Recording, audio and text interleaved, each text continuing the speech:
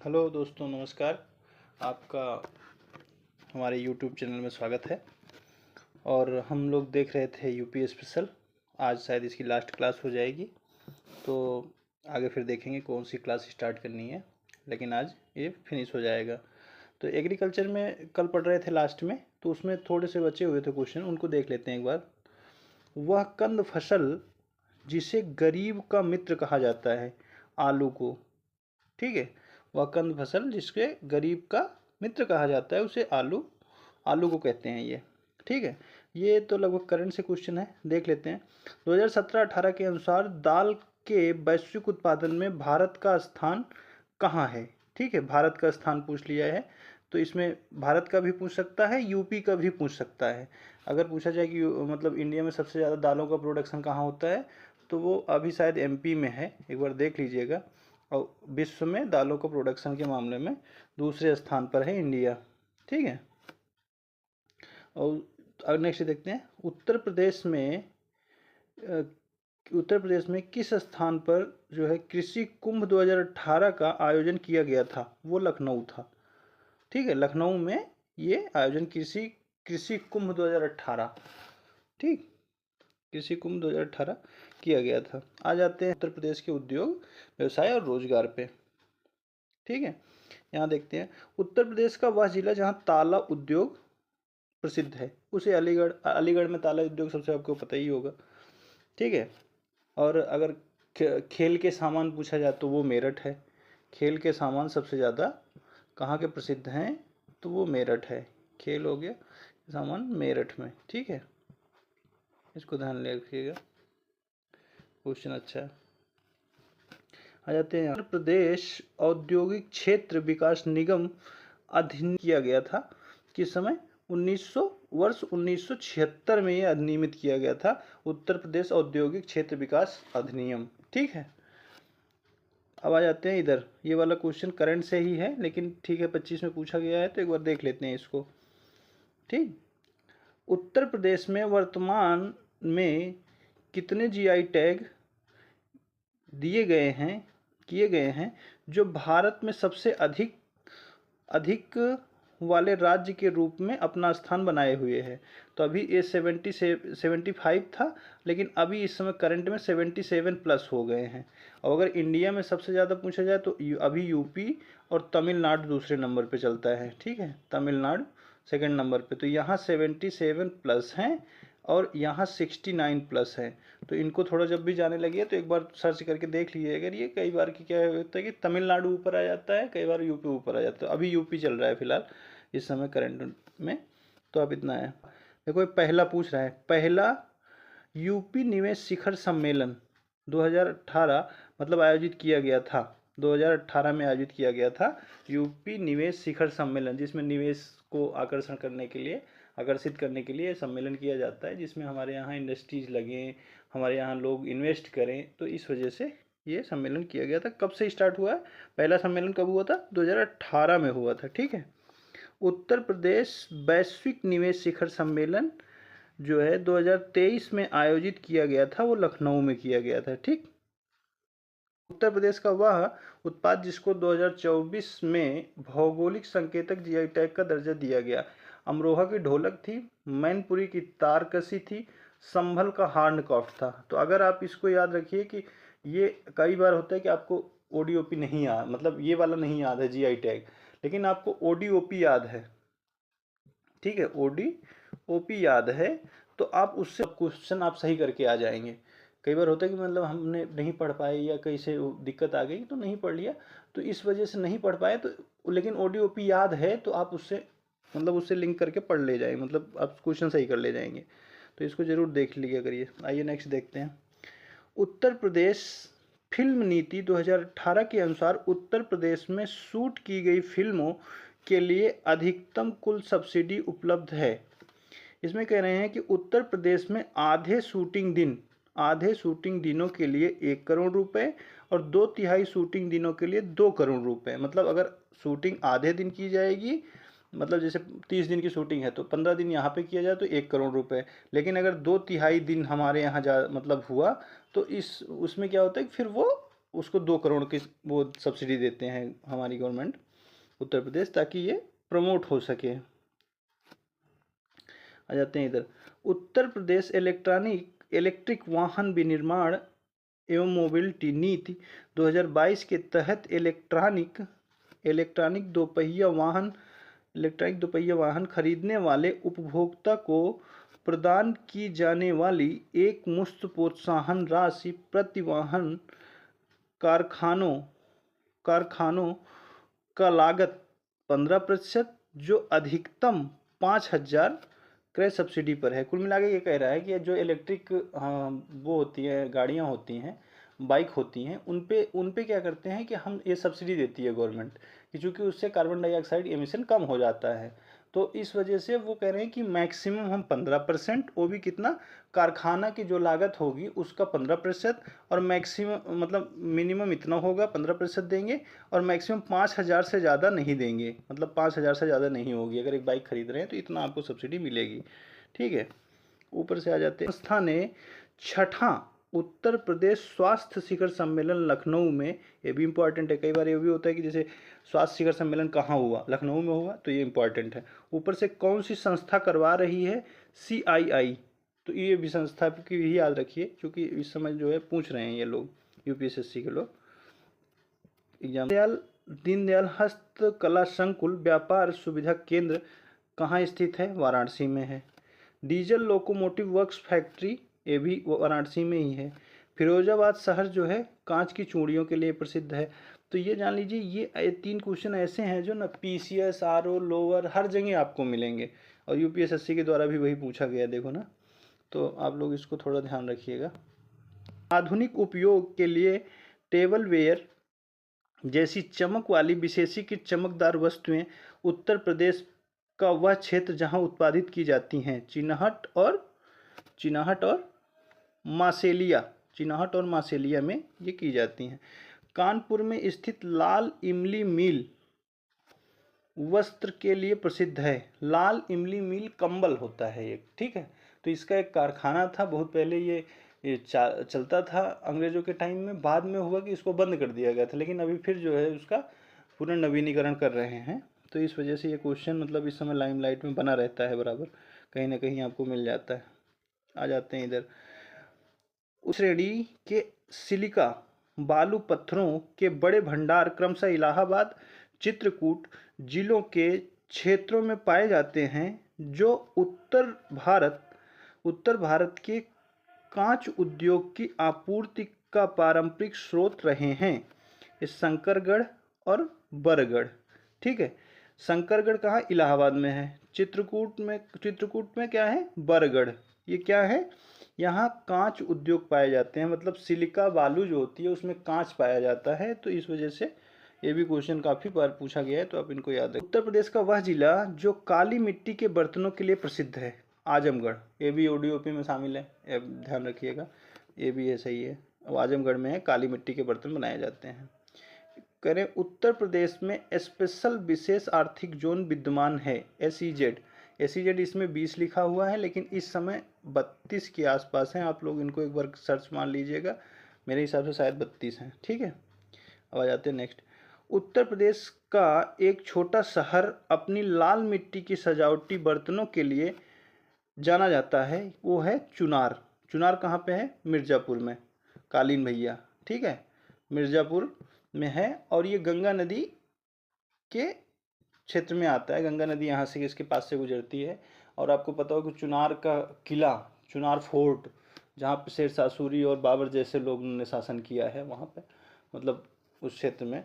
राज्य में व्यवसाय स्थापित करने के उद्देश्य से उद्योग बंधु, ठीक है, उद्योग बंधु क्या है, एक योजना थी जिसमें राज्य में व्यवसाय स्थापित करने के उद्देश्य से उत्तर प्रदेश सरकार का IS या ISO 9001 2008 प्रमाणित 3 स्तरीय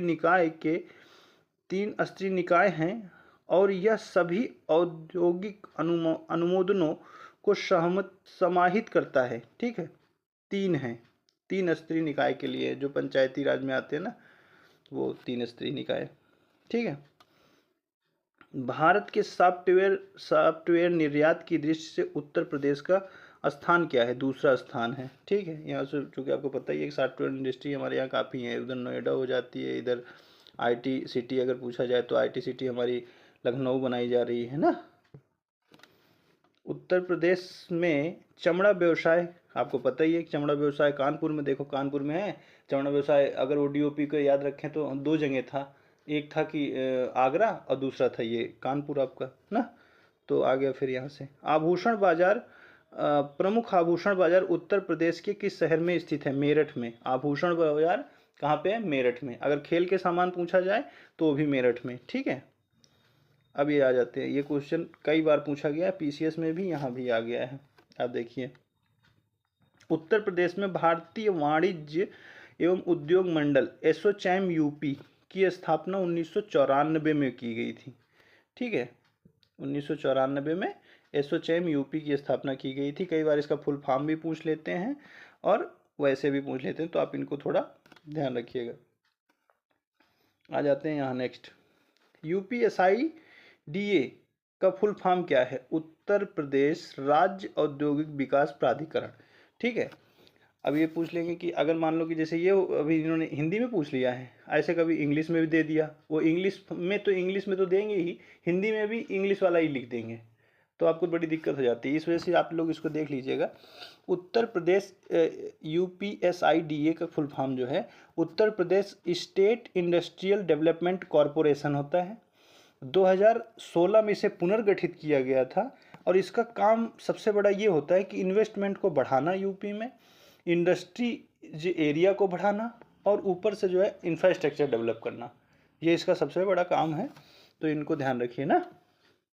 यूपीएसआरएलएम ने रिस्क रिड्रेसल फंड के तहत SC/ST के आरक्षित सदस्यों के लिए कितने रुपए का प्रावधान किया था?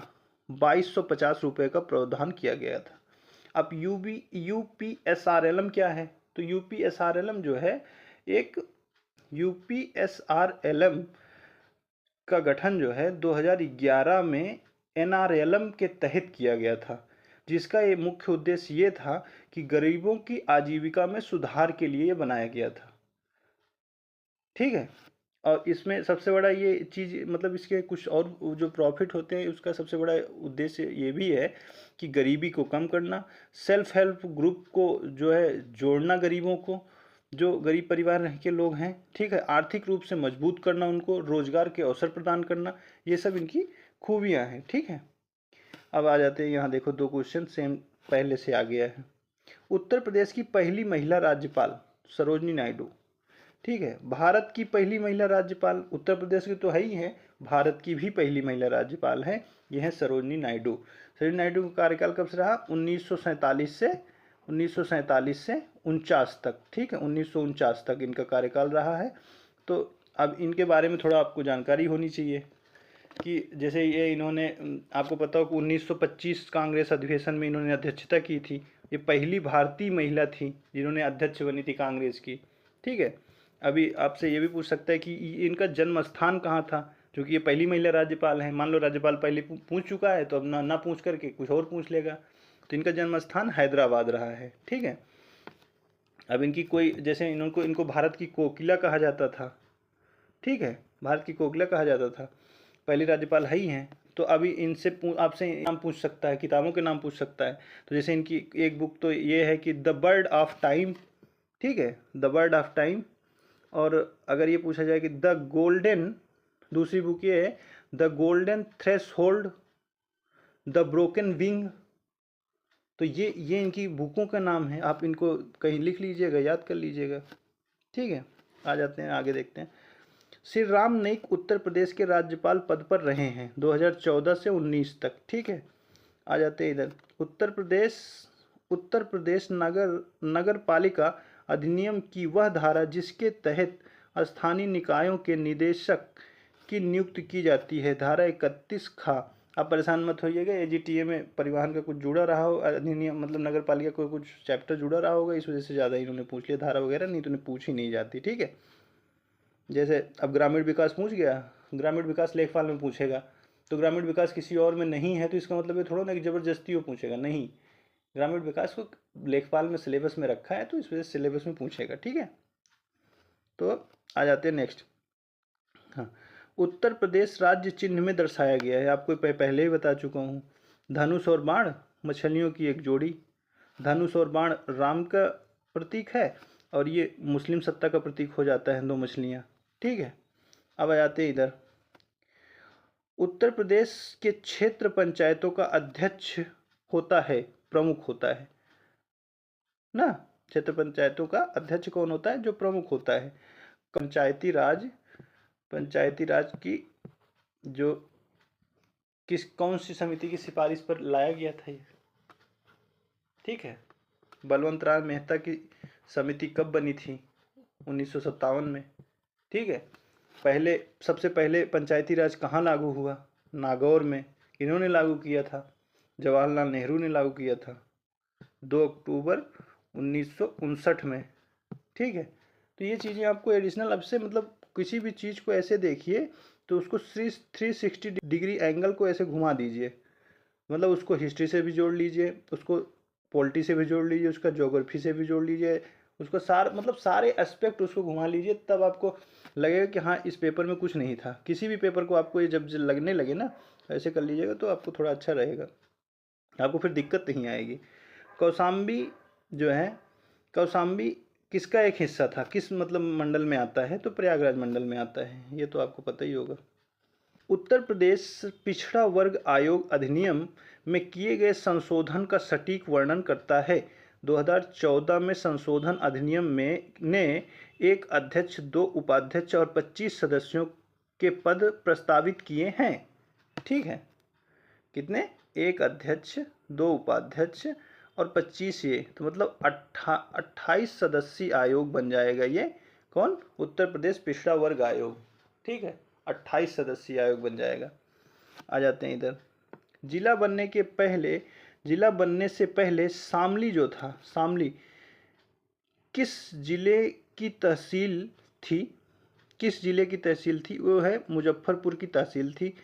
जब इसे जिले के रूप में मान्यता मिली तो प्रारंभिक नाम इसका क्या था? प्रबुद्ध नगर। शामली के लोग प्रबुद्ध नगर के नाम से पहले जानते थे जब ये जिला बना। और ये किसकी तहसील में आता था? ये मुजफ्फरनगर की तहसील थी। कौन? शामली, ठीक है। तो जब शामली नाम बनने के पहले ये प्रबुद्ध नगर के नाम से जाना जाता था, अब शामली नाम जाना जाता है। ये मुजफ्फरनगर की तहसील थी, ठीक है। आ जाते हैं यहाँ पे नेक्स्ट। उत्तर प्रदेश के राज्य वित्त आयोग ने जिस कर सुधार की विशेष रूप से अनुशंसा की वो है खाली भूमि कर का कार्यान्वयन, ठीक है।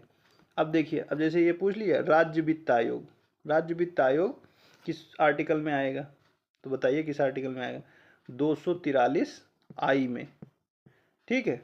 अगर ये पूछा जाए कि राज्य निर्वाचन आयोग किस में आएगा, स्टेट इलेक्शन कमीशन किस में आएगा, तो आप जान लीजिए कि 243 के में आएगा ये। अभी कई बार ये भी पूछ लेता है कि जो है तो में महिलाओं का आरक्षण किस आर्टिकल के तहत आता है? महिला का आरक्षण, फीमेल रिजर्वेशन जो है पंचायत में, वो किस में आता है? 243 डी में आता है। तो इनको आपको याद कर रहना चाहिए, मतलब याद करेंगे तो अच्छा रहेगा। कई बार पूछ लेता है तो आदमी फंस जाता है वहाँ पे ना। आ जाते हैं इधर नेक्स्ट। उत्तर प्रदेश, ये देखो फिर आ गया। उत्तर प्रदेश राज्य आयोग ने संपत्ति कर के निर्धारण की सिफारिश की थी क्षेत्र आधारित या साइट मूल्यांकन प्रणाली के आधार पर, ठीक है। आ जाते हैं उत्तर प्रदेश नगर निगम अधिनियम 1959 की वे धाराएं जो नगर निगम के लिए मतदाता सूची तैयार करने से संबंधित हैं, वे हैं कौन सी? धारा 35 से 40, ठीक है। आ जाइए नेक्स्ट देखते हैं। प्रदेश में 2023 में पंचायतों के प्रदर्शन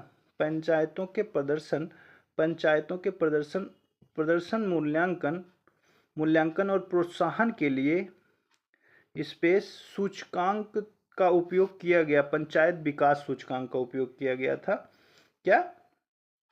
प्रदर्शन और प्रोत्साहन को मूल्यांकन करने के लिए, ठीक है। पंचायत विकास, ठीक है।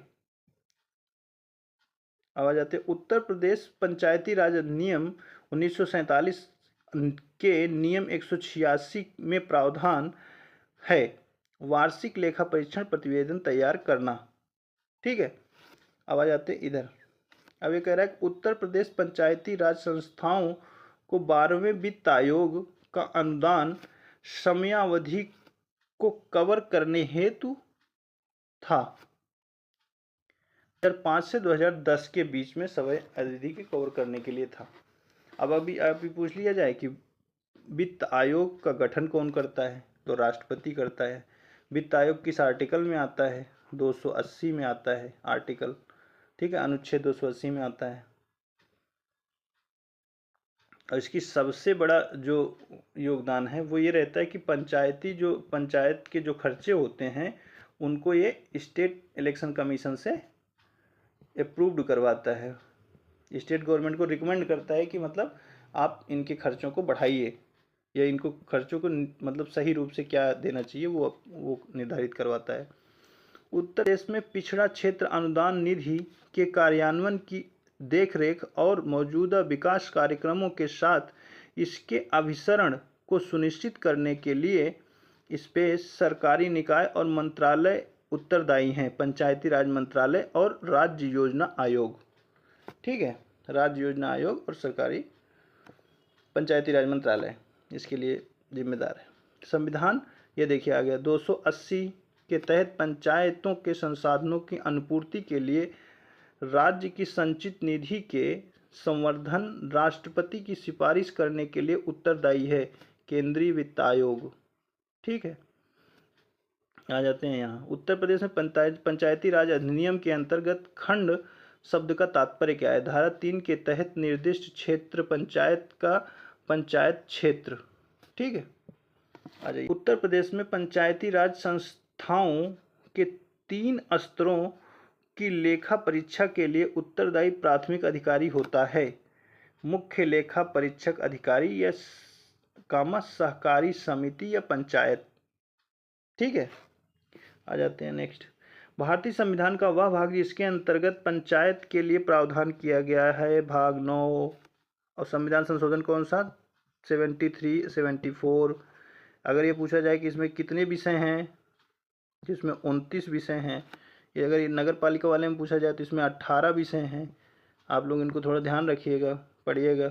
2008 में उत्तर प्रदेश का वह जिला जिसका नाम बदलकर काशी रामनगर कर दिया गया है, कासगंज का नाम 2008 में काशी रामनगर कर दिया गया था। ठीक है, उत्तर प्रदेश की 18वीं विधानसभा के अध्यक्ष के रूप में सर्वसम्मति से चुना गया। अगर ये पूछा जाए कि सर्वसम्मति से कौन चुना गया, सर्वसम्मति से विधानसभा अध्यक्ष 18वीं विधानसभा के सतीश महाना थे। ठीक है, अब अगर ये पूछा जाए कि पहली विधानसभा के अध्यक्ष कौन थे, तो पहली विधानसभा के अध्यक्ष पुरुषोत्तम दास टंडन थे। और यहीं पे ये ध्यान रखिए कि जैसे पहले सीएम कौन थे यूपी के, तो वो थे पंडित गोविंद बल्लभ पंत, आपको पता ही होगा। और यहीं पे अगर ये पूछ लिया जाए कि पहली महिला सीएम कौन थी उत्तर प्रदेश की, जो कि भारत की भी पहली महिला सीएम थी, वो सुचेता कृपलानी। ठीक है, इसको ध्यान रखिएगा, ये भी बढ़िया क्वेश्चन है। अक्टूबर 2021 के अंतर्गत उत्तर प्रदेश राज्य में कुल कितने नगर निगम, 17 नगर निगम थे। ठीक है, आ जाइए इधर नेक्स्ट।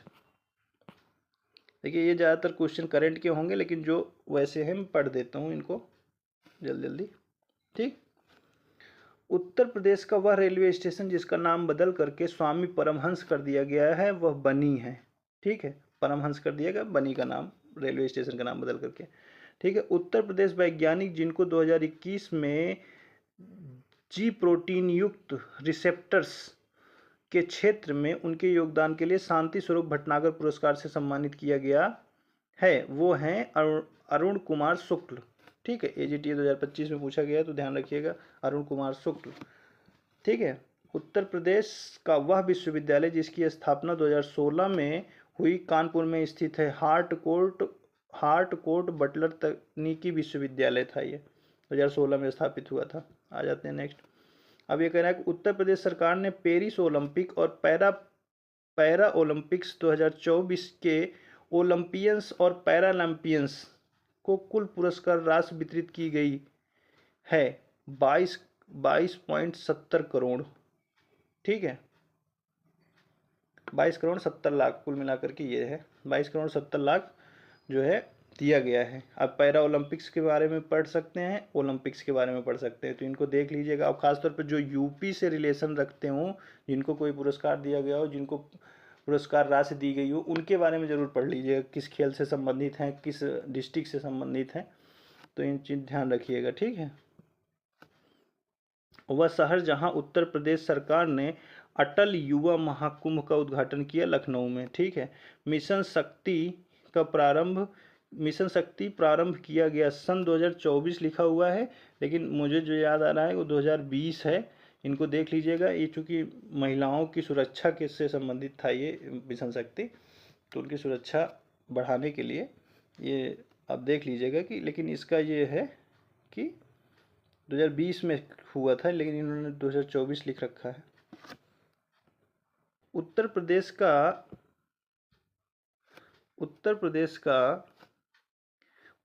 का वह शहर जहां भारतीय रेलवे ने पेंट माई सिटी अभियान का आयोजन किया, वो 2000 ये प्रयागराज है। ठीक है, ये भी पूछा गया है होम्योपैथिक वाले में, तो इनको भी ध्यान रखिए। पेंट माई सिटी भारतीय रेलवे अभियान कहाँ चलाया गया था, वो प्रयागराज में है। ठीक है, आज हमारी क्लास ये यूपी स्पेशल वाली यहाँ ख़त्म हो रही है। आज की लास्ट क्लास थी इसकी।